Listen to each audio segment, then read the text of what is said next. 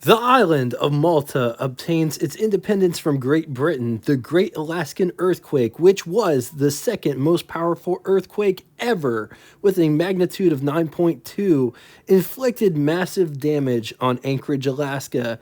The Beatles, Louis Armstrong, Roy Orbison, Beach Boys, Dean Martin hold the top 5 Billboard 100 spots. The year is 1964, and this car was Pontiac's entry level full size car. But before getting into all of it, I'm Jay. Welcome to What It's Like, the automotive channel that covers cars off the beaten path from every decade. We cover the classics, vintage, some exotics, orphan cars, engine episodes on Wednesday. We dive in deep with the history, specs, button switches, and knobs. But most importantly, we show what these cars are like. If that sounds like a channel that you will totally dig, subscribe and hit the bell icon next to it to never miss a video. 1964 Pontiac model lineup, the Tempest, which also could be had in GTO package, which was the first year that Pontiac offered the GTO. Just note, horizontal lights on the Tempest versus the full-size cars had stacked vertical lights. Full-size cars started with the Catalina in the basement, followed by the Grand Prix, Star Chief, and at the top was the Bonneville. Pontiac offered the Catalina from 1950 to 1981, first starting off as a trim line on hardtop body styles on Chieftain 8 and Deluxe 8 lines. It wasn't until 1959 it became its own separate model. 1964 falls in the second generation, some would say Series 23 period, which were produced from 1961 to 1964. The 1964 Pontiac Catalina could be had as a four-door sedan, two-door convertible, two-door sports coupe, two-door sedan, and four-door Vista hardtop, as well as six-passenger and nine-passenger wagons. So let's compare 63 on top, 64 on the bottom, starting in the front. Headlight bezels are completely different, as well as grille and front fascia. Bumpers are also different. Pontiac logo is in different places between these two. Hoods are also different. Moving to the side, trim is different. Both have beltline trim, but the 64 stops or starts just behind the front wheel well, while the 63 runs the whole beltline of the car. Side bumper profiles are both different. The front fenders are also different. 64 has rocker trim that the 63 doesn't have.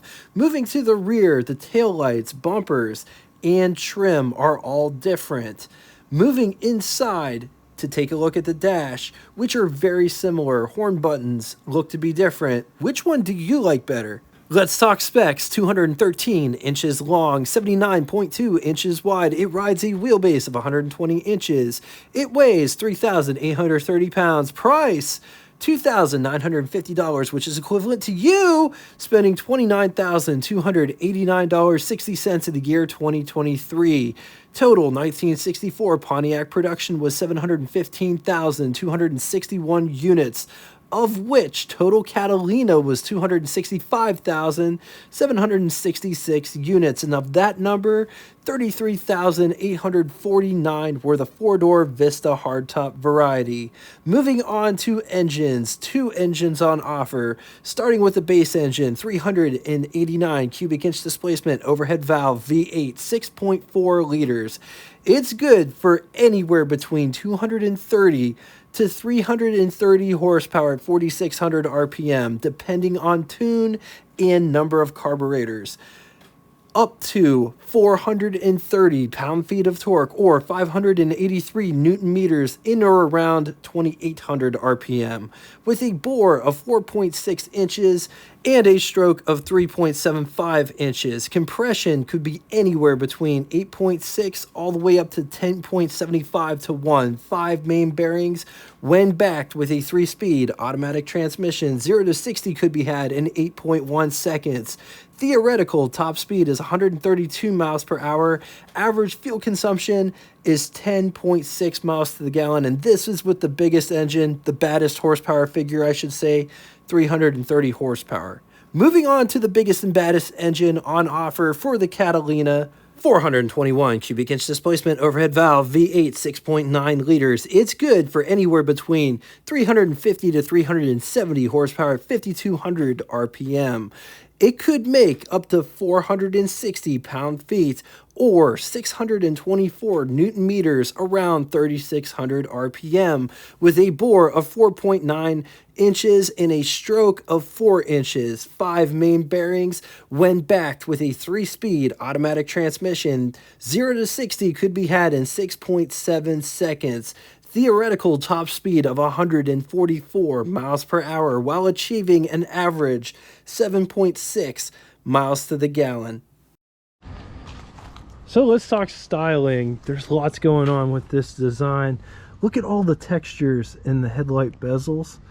Also, how there's black in between to separate the color of the chrome. Just look at how this is all designed. Notice how this bevels in towards the headlight. How these bars wrap back into this section of the front fascia. Also notice how it comes to a point here in the center.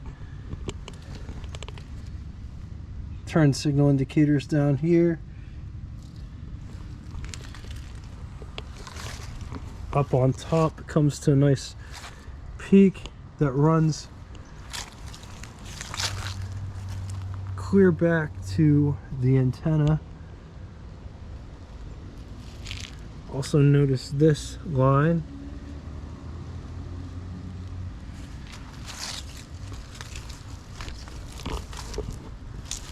Just look at how this tapers down. How it comes out this way. There's lots of cool lines in this design. So check out this here, the Pontiac badge at the nose.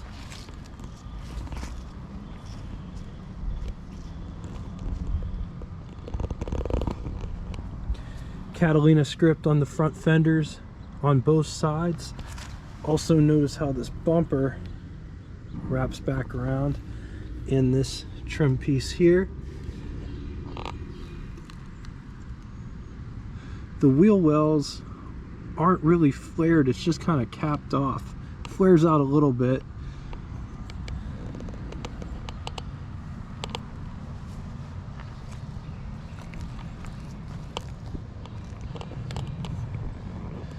This one's got suicide wipers or opposing wipers and the cowl.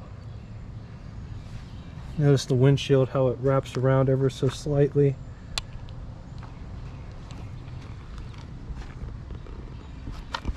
Beautiful beltline molding as well as rocker molding. Just notice how this part protrudes outward and this is more pushed in as it runs the length of the car. Mirrors are mounted right here on the door. Notice they're circular. This car does have drip rails, run the length of the car.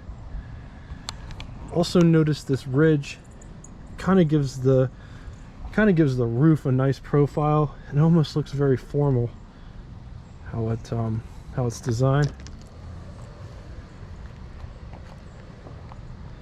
But just look at this line and just notice right here it bows outward.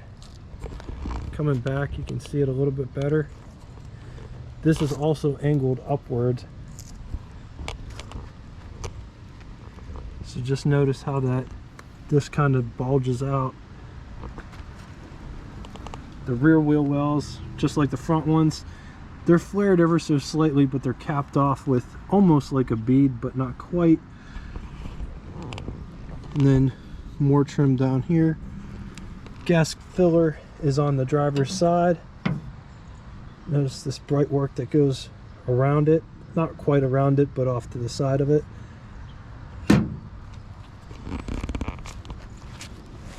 Another Catalina badge. This car is very long, so if you forgot what it was by the time you got to the rear, you can know.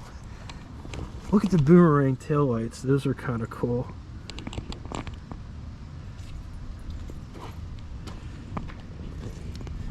backup lights,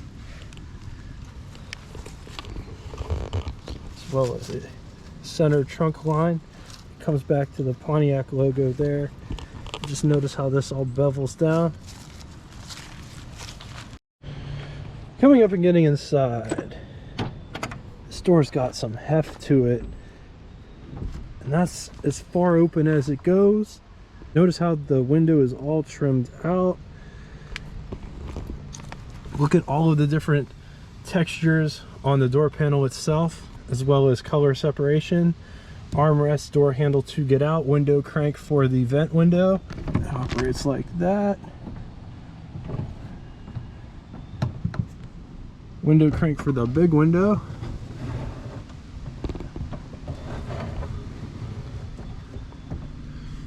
Coming down inside the pedal box down here, notice it steps down. That's pretty cool. This is a vent for the passenger side footwell vent. Brake release, 4-way flashers, brake pedal, gas pedal. Just take a look at this interior.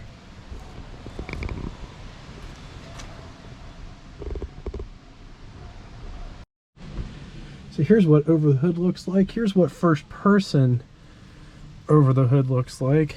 Underneath the steering wheel, there's tons of room to put my hand in between my lap and the steering wheel. The only reason I show that is because if you don't fit in the car, it's not comfortable to drive. On to the button switches and knobs, starting on the left and moving right.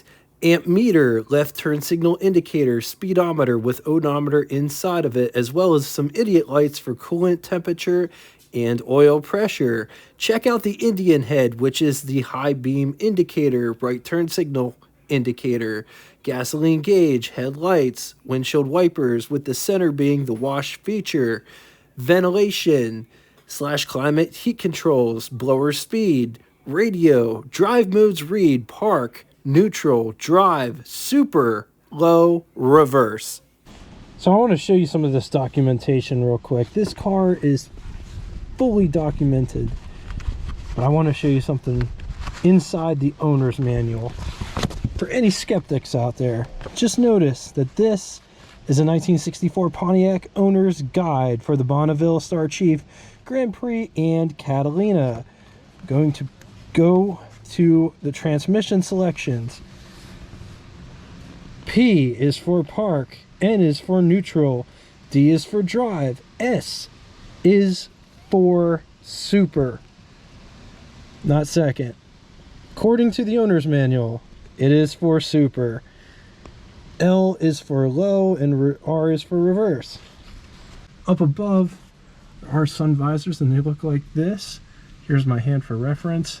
It's got this nice cutout for the rear view mirror. Another sun visor over here.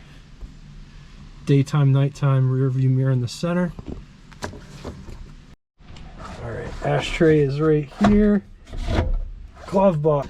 Just take a look at this dashboard. Look at how this part protrudes outward. On to the glove box test. Here's our test subject. Here's my hand for reference. It's pretty cool. So there it is. I don't know if it's gonna fit or not, but we're gonna try. Give her the old college try. Oh, look at that.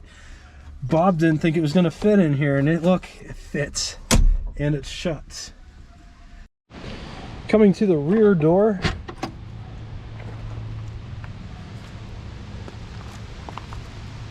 So just notice how this window is designed.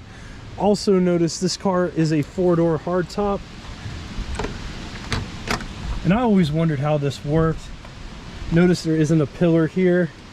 This is a very rigid, doesn't flex or bend or anything. And that holds the door on there so that both doors could be open at the same time.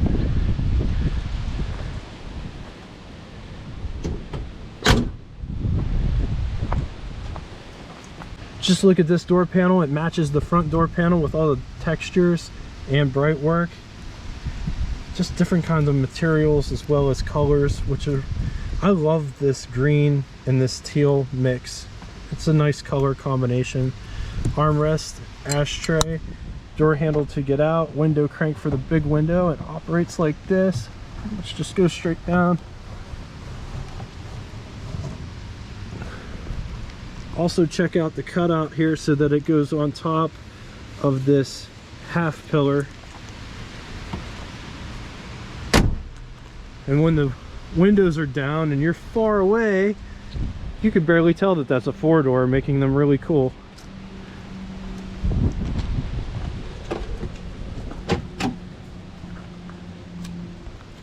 But just look at that, it's stepped down too.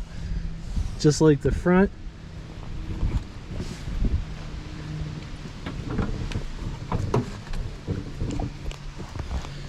Here's how much space I have back here. There's a lot of space back here, all things considered. You can put your feet up underneath the thing. It's really comfortable. Transmission tunnel isn't that big, but it is high, so it kind of separates these two sections. Seat back profile, it is kind of sort of upright. The bench is relatively flat, doesn't dip down. It's pretty level, but the bench is pretty wide. Like, here's my hand. It's like, oh, it's almost 3 hand lengths, but it's really comfortable back here. Dome light here in the center, coat hook there, as well as a coat hook on this side. And just notice all the bright work. Even for a Catalina, it's really nice in here. And that's what visibility looks like out the back from the rear seat. There's a nice parcel shelf here. This is what I look like sitting in the back seat. I got tons of headroom, tons of shoulder room. Does not feel claustrophobic at all in this car. The greenhouse is great. Coming to the trunk, just look at how massive this trunk is. It's absolutely huge. And just look at the load floor in relation. Here's my knee. It's just above my knee. Bumper jack here, spare tire there. Up here, there is this nice light which comes out so you can shine it around. Coming to the under the hood section, the hood releases right down here, and that pops it. Then there's a secondary catch right here, and you pull it towards you. There it is, $389. Look at the belt situation. Bob was telling me that the earlier cars only used one belt system, whereas the later cars use 2 belts. One that drives the power steering pump, and the other one drives the alternator. There's a better look at the power steering pump. This one has a single master cylinder. Notice it's power operated. And right above it is the electric windshield wipers. This one has the wash feature, the canisters right there. 12-volt battery.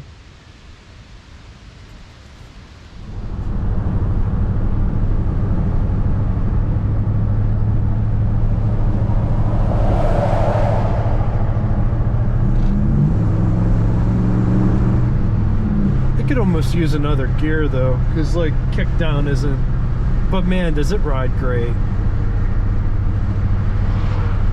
I haven't driven a floaty car in a long time.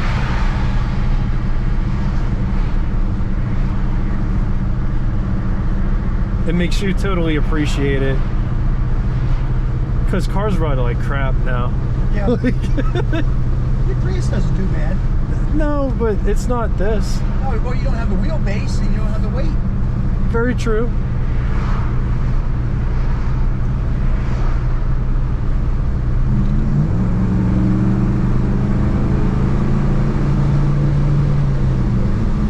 That guy was getting on my butt. I just...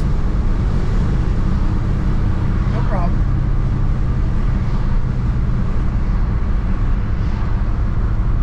On the positive side, a big, comfy car with super floaty ride. It moves down the road with ease. Glove box is huge, so much so that the camera fits inside of it.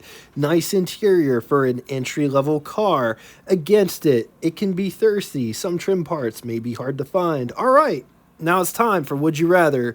Two scenarios today. In the first scenario, which one would you rather have? 1963 Catalina Vista hardtop, or 1964 Catalina Vista hardtop, or 1965 Catalina Vista hardtop? I'm going to leave this here for a minute. If you need more time, feel free, pause the video. Moving on to the second scenario, and these may or may not be in the same price point, but which one would you rather have? 1964 Dodge Polara, or 1964 Pontiac Catalina, or 1964 Mercury Montego? Once again, gonna leave this here for a minute. If you need more time, feel free, pause the video. Now it's time for Name That Tune. First person to get both the name of the band and the song title correctly in the comment section will have their comment pinned to the top of it. Thank you all so much for coming out and watching this. If you'd like to get in touch with me, shoot me a comment in the comment section below, or check out a Facebook group that correlates with this YouTube channel. If you don't have Facebook and would like to send me something more private, shoot me an email. All of it will be linked in the description below. And until next time, toodaloo!